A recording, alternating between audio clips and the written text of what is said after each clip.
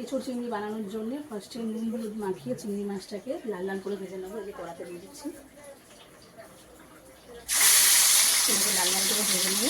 আর ওখানে তো দেখিয়েছি যে নুন হলুদ দিয়ে হলো এঁচোড়টাকে, একটু সর্ষের তেলও দিয়ে দিয়েছি, দিয়ে এঁচোড়টা সেদ্ধ করা হচ্ছে।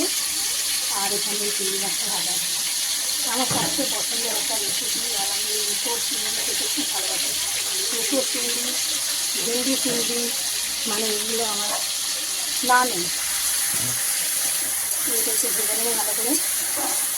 অনেকটাই চিংড়ি মাছ সবটাই দিয়ে দেবো। আমার চিংড়ি বেশি বেশি করে না দিলে পোষায় না, ভারী ভারীকে চিংড়ি দিলে তাই ভালো লাগে। ভেজে নিই, তাই হোক আবার পরে আসছি। এই যে এখানে এঁচোড় চিংড়ি রান্নার জন্য আমি কি করেছি, ফার্স্টে কড়াই তেল দিয়েছি, দিয়ে তেজপাতা ফোড়ন দিয়েছি আর নুন দিয়েছি, দিয়ে আলুগুলোকে লাল লাল করে ভাজছি আর তার সঙ্গে পেঁয়াজ দিয়েছি। এই সবগুলো একসঙ্গে লাল লাল করে ভাজা হচ্ছে।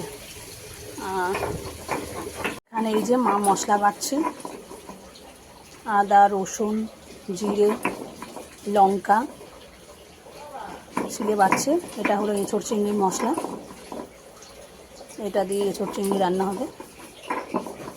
আমার জিরেটা নিয়ে নেবে, বাটিতে আছে।